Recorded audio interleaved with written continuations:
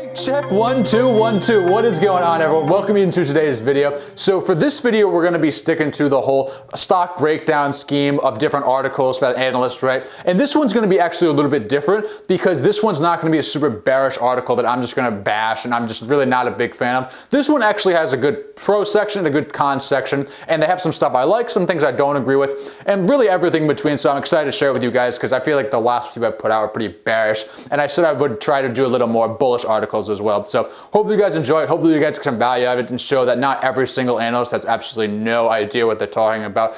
So if you do get some value out of this, please drop a like on the video. That really does help me out massively. Also, if you want to subscribe and see some more content like this, go ahead and subscribe because we're going to be putting out much more videos. This is going to be our third video this week already, and it's only Wednesday. Let's get to it, guys. Let's get right into this article. Anyway, pretty simple title here. Nothing sexy about this by no means. Should you buy Facebook stock? With more than 2.7 billion monthly active users, a number of the world's population uses Facebook, ticker FB, or its products. Among the 6 most popular social media platforms in the world, Facebook owns 3: WhatsApp, Instagram, and of course, Facebook itself. And I think what a lot of people don't understand about Facebook and why I'm so bullish on Facebook is because of these other platforms they have. It's not just Facebook by any means. Like we just talked about, they have Instagram and WhatsApp, huge platforms. Now, even if they were to divide, say, in half, and Instagram went one way and Facebook went the other way, I'd probably rather be on the Instagram side. But still, as of right now, there's a lot of reasons I don't think that can happen, a lot of legal reasons. I just don't know where they can draw that line in between for more companies that try to do this, to try to buy out that smaller competition and just build empires per se. Like, I can't see like Google separating from YouTube, or like we just talked about, Facebook from Instagram. I just find it hard to say, but hey, we'll see what happens. But yeah, that's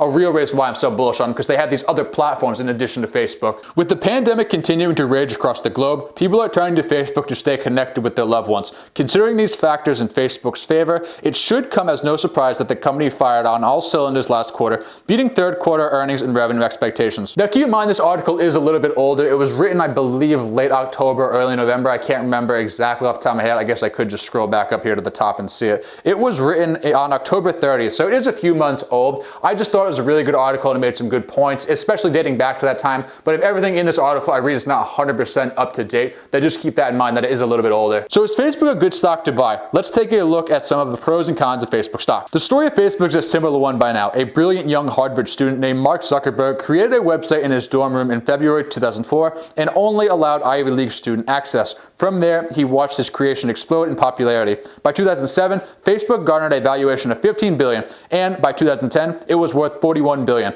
When the company went public in May 2012 at $38 a share, it was worth a staggering $104 billion. It's a pretty hefty IPO, I'm not gonna lie. That is a pretty steep price to pay for that, but still, as you guys know, I still think it's undervalued today. The company had more than 1 billion monthly active users by December 2012, but even more importantly, Facebook acquired Instagram for $1 billion in August 2012, which at the time had a little more than 100 million registered users. Today, the platform has well more than 1 billion and counting. Instagram's focus on photographs and mobile users not only proved present, but also paired well with Facebook's growing mobile base. In July 2019, 94% of Facebook's advertising revenue came from mobile users. So personally, I thought this was a phenomenal move by Zuckerberg. I thought it was absolutely 100% great when he bought out Instagram. It was just fantastic because it was a platform that he can just add to his arsenal, and it's just going to help build that empire. And now obviously it's doing pretty well for him, and now it's probably the more vocal point of his business. Finding up and coming companies with services that complement its own is an effective strategy for Facebook. Following its purchase of Instagram, Facebook acquired WhatsApp in 2014 for $19 billion.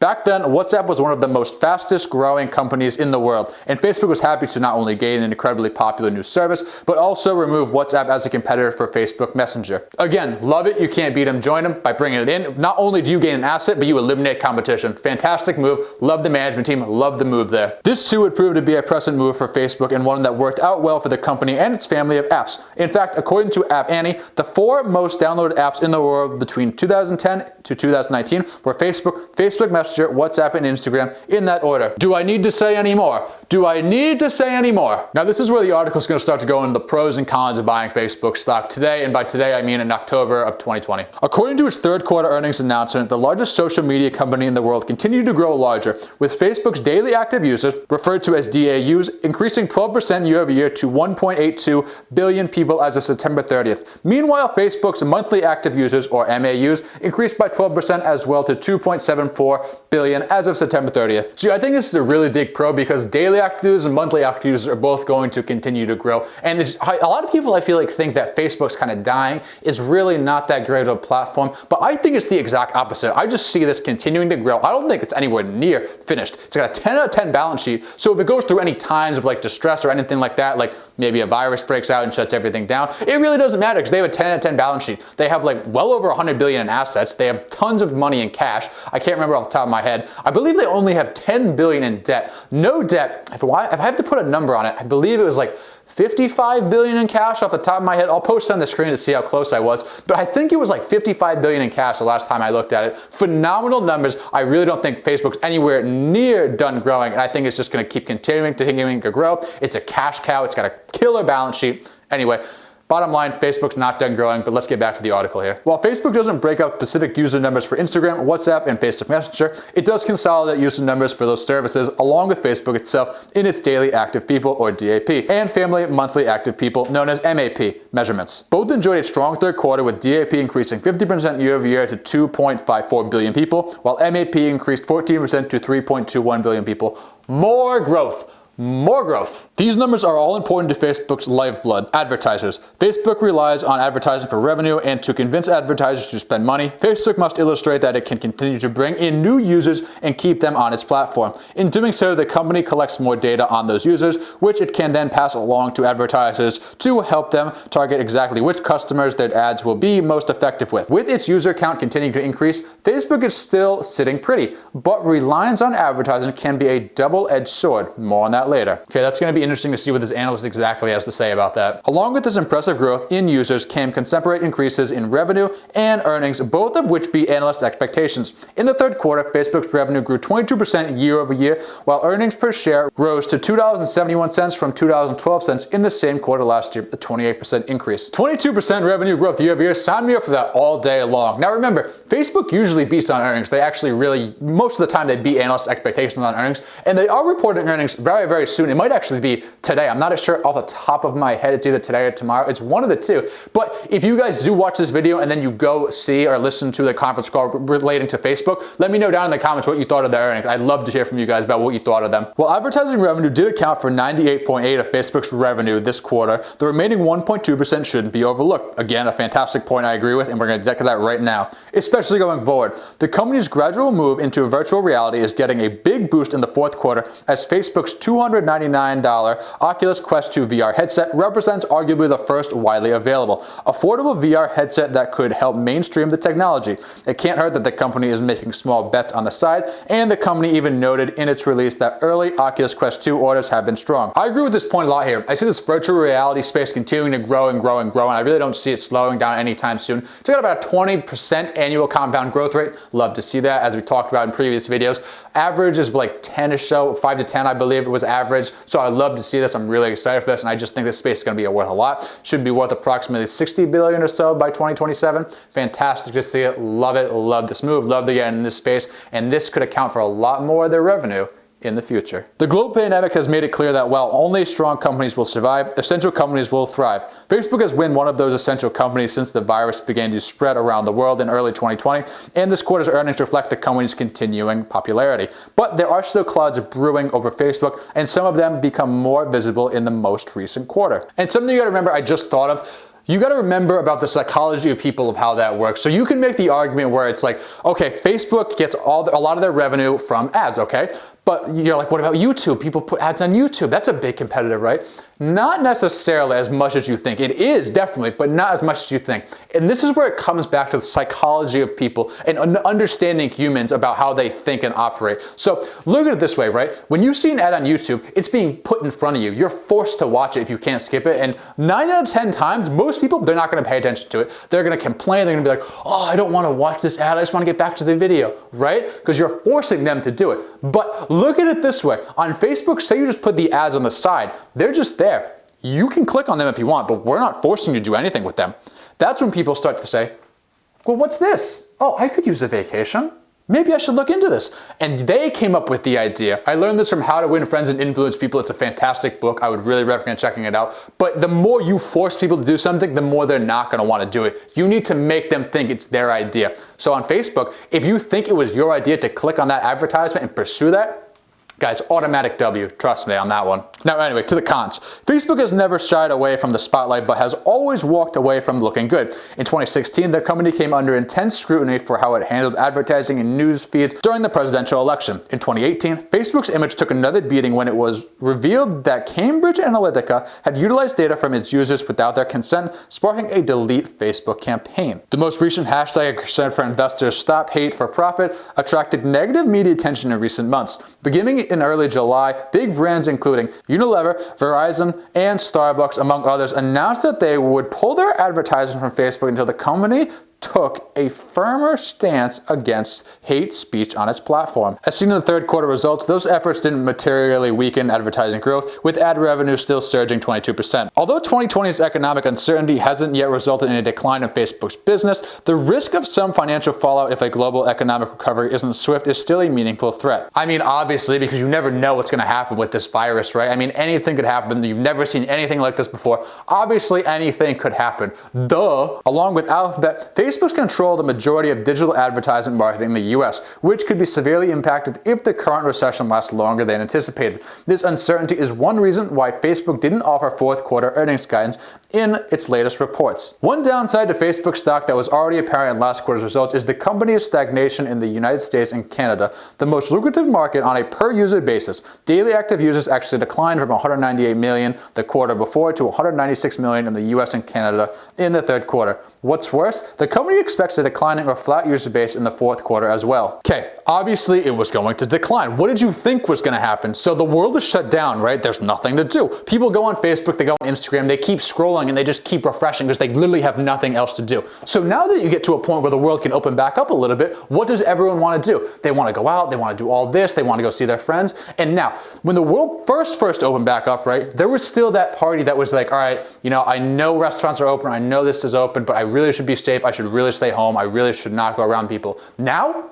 as we get later and later into the year, or even into this new year, more of those people don't care anymore. More of those people just can't take it anymore. And I don't blame them. It's tough sitting home all the time if you got nothing to do. If you don't have that passion, that drive to keep yourself busy and keep doing things and keep being productive and getting up every day and grind, it can be boring. It can absolutely 100% be boring. So what do those people want to do? Now they're going out. So what does that mean? They're not spending as much time on their phone. They're not on their computer as much. Come on. It's literally basic math. Lastly, antitrust scrutiny remains a risk, especially in the context of the Department of Justice antitrust lawsuit against rival Google, the largest big tech lawsuit since the one against Microsoft roughly 2 decades ago. I mean, this I do agree with, it is a risk, but with all these big tech companies, there's going to be some sort of risk. That's the bottom line. I mean, there's just no way to get around it. It's just going to be every big tech company is really going to have some antitrust issue. It really just is. Bottom line, should you buy Facebook stock? There are a few cons working against Facebook, but its biggest pro is how well established it is. Size matters in the world of social media, and whichever company can keep the most eyeballs on its homepage wins advertising dollars,